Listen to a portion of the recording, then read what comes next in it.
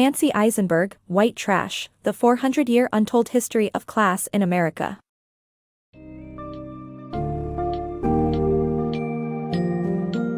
Dive into the untold history of class in America spanning over 400 years with Nancy Isenberg's White Trash. Discover how the early beginnings of America served as a dumping ground for England's poor and the formation of a class-based society. Explore how the Puritan doctrine in New England established a stiff social hierarchy, the ways in which the Founding Fathers tried to deal with social inequalities, and the challenges faced by pioneers in the 19th century. Also, delve into the shifting social structures in the North and South, Eugenics' role in masking classism and racism, and the emergence of a white trash culture as a major American phenomenon.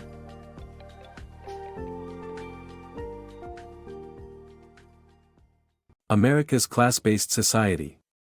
America's history of class inequality and social hierarchy began during its early years as a British colony. The English used North America as a dumping ground for the poor and outcasts of society, setting the stage for a class system that became entrenched in the development of the country.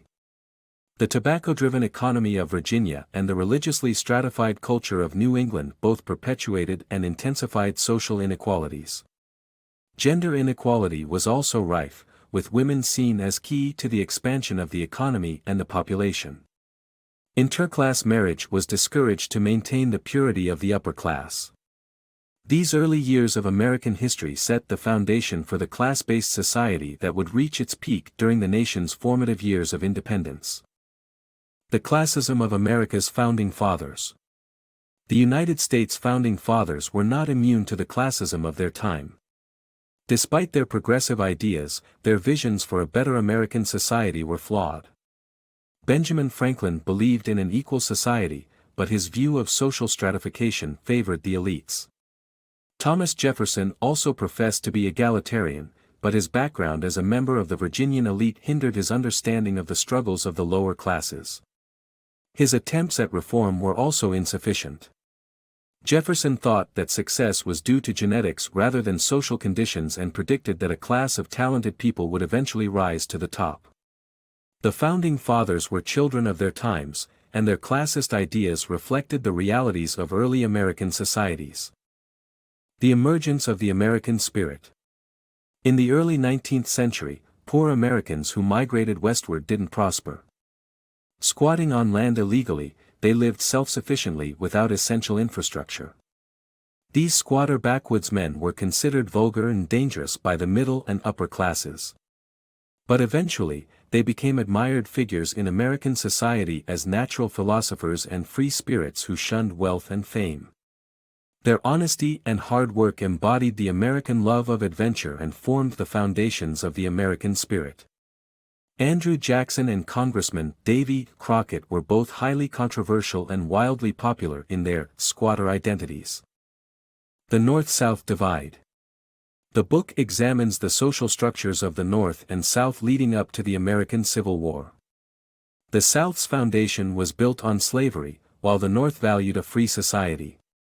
The Confederacy defended the practice of slavery and argued that the poor whites in the South were evidence of their natural superiority.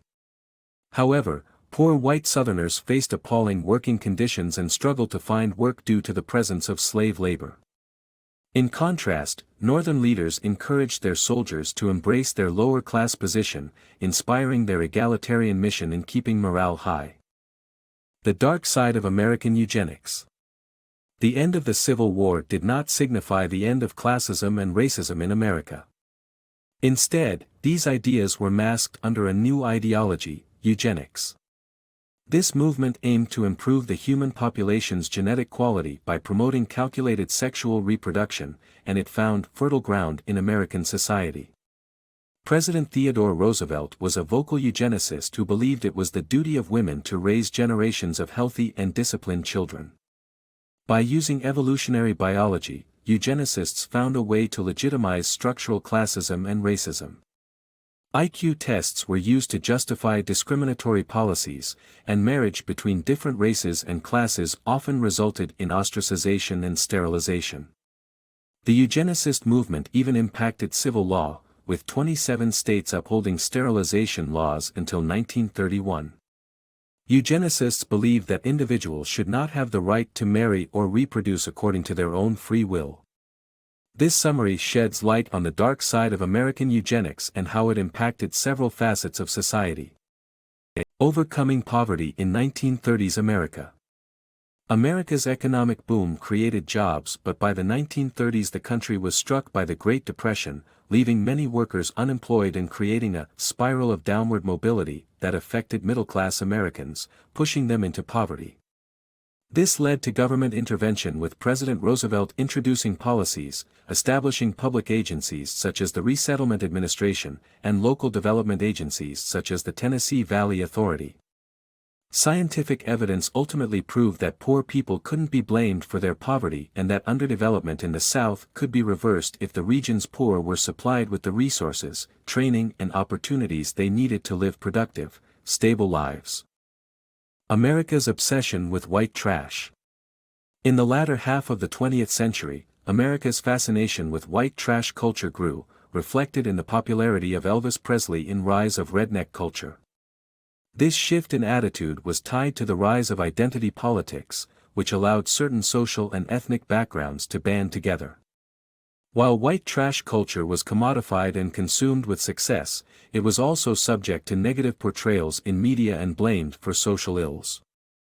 The Clintons embodied this cultural obsession, infuriating conservative opponents with their trailer trash roots, sexual scandals and Elvis allure.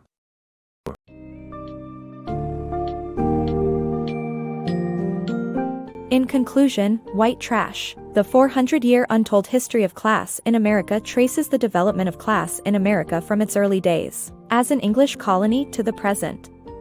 The book examines the impact of various historical events, including the establishment of the Virginia colony, the American Revolution, the Civil War, and the Great Depression, on the socioeconomic landscape. By highlighting the successes and failures of political figures in attempting to address class inequalities, the book reflects on the significance of understanding America's white trash culture to better comprehend contemporary social tensions and change.